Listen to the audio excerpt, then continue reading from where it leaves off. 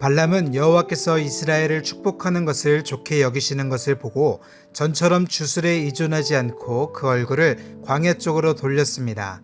발람이 눈을 들어 보니 이스라엘이 지파별로 진을 치고 있고 또 하나님의 영이 그 위에 있었습니다. 그는 자기가 받은 계시를 말했습니다. 부올의 아들 발람이 말하며 눈이 완전한 사람이 말하노라.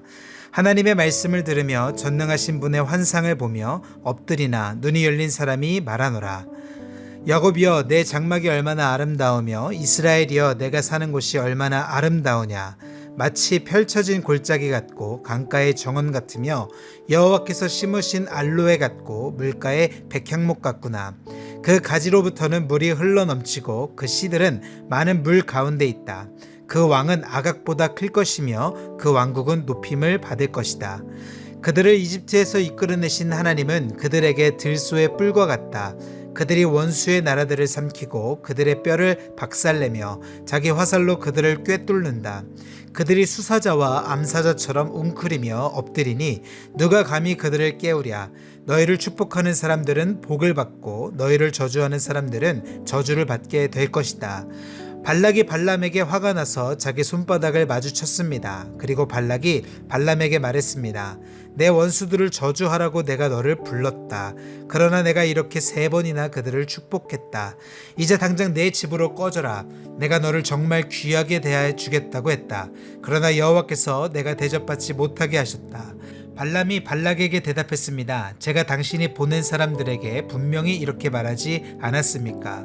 발락이 은과 금으로 가득 찬 자기 집을 내주게 준다 해도 나는 좋든 나쁘든 여호와께서 말씀하신 것에 어긋나는 것을 말할 수 없습니다. 라고 말입니다. 이제 저는 제 백성에게로 돌아갑니다. 그러나 이 백성이 장차 당신의 백성에게 어떻게 할지에 대해서 당신께 조언을 드리도록 하겠습니다. 그러고 나서 그는 자기가 받은 계시를 말했습니다. 부올의 아들 발람이 말하며 눈이 완전한 사람이 말하노라. 하나님의 말씀을 들으며 지극히 높으신 분에 대한 지식이 있으며 전능하신 분의 환상을 보며 엎드리나 눈이 열린 사람이 말하노라. 내가 그를 보지만 지금은 아니다. 내가 그를 바라보지만 가깝지 않다. 한 별이 야곱에게서 나오며 한 규가 이스라엘에게서 일어날 것이다. 그가 모압의 이마를 깨트리며 셋의 모든 아들들의 해골을 깨트릴 것이다. 에돔이 정복당하고 원수 세일이 정복당하겠지만 이스라엘은 힘을 떨칠 것이다. 한 통치자가 야곱에게서 나와 그 성에 살아남은 사람들을 멸망시킬 것이다. 그리고 발람이 아말렉을 보고 자기가 받은 계시를 말했습니다. 아말렉은 민족들 가운데 최고지만 결국에는 완전히 멸망당할 것이다. 그리고 그가 가인 족속을 보고 자기가 받은 계시를 말했습니다. 내가 사는 곳이 안전하니 이는 내 둥지가 바위 위에 있음이라. 그러나 가인이 완전히 멸망하리니 아시리아가 너를 사로잡을 때로다. 그리고 그는 자기가 받은 계시를 말했습니다. 아, 하나님이 이렇게 하실 때 누가 살아남을 수 있겠는가? 배들이 키프로스 해변으로부터 올 것이다. 그들이 아시리아를 짓누르고 에벨을 짓누를 것이다. 그러나 그들 또한 영원히 멸망당할 것이다. 그러고 나서 발람이 일어나 자기 집으로 돌아갔으며 발락 역시 자기 길을 갔습니다. 이스라엘이 시딤에 머물러 있을 때 백성들이 모압 여인들과 음란한 짓을 저지르기 시작했습니다. 그 여인들이 자기 신들에게 드리는 희생 제사에 이스라엘 백성들을 초청했습니다. 이스라엘 백성은 먹고 그 신들에게 경배했습니다.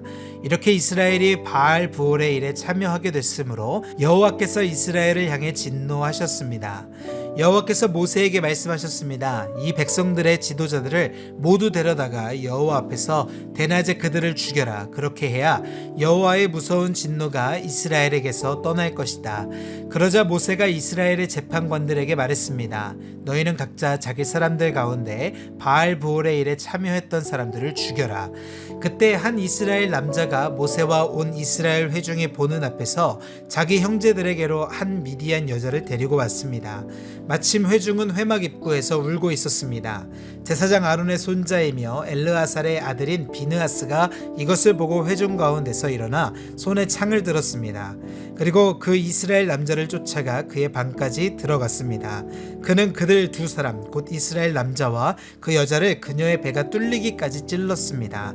그러자 이스라엘 백성들에게서 재앙이 멈추었습니다. 그 재앙으로 죽은 사람이 2만 4천 명이었습니다. 여호와께서 모세에게 말씀하셨습니다. 제사장 아론이 손자이며 엘르아살의 아들인 비느하스가 그들 가운데서 나에 대한 열심을 보여줌으로써 이스라엘 자손을 향한 내 진노를 돌이켰으니 내가 이스라엘 자손을 내 질투심으로 인해 파멸하지 않겠다. 그러므로 내가 비느하스와 평화의 언약을 맺는다고 말하여라. 비느하스와 그의 뒤에 오는 후손들에게 영원한 제사장직의 언약이 있을 것이다.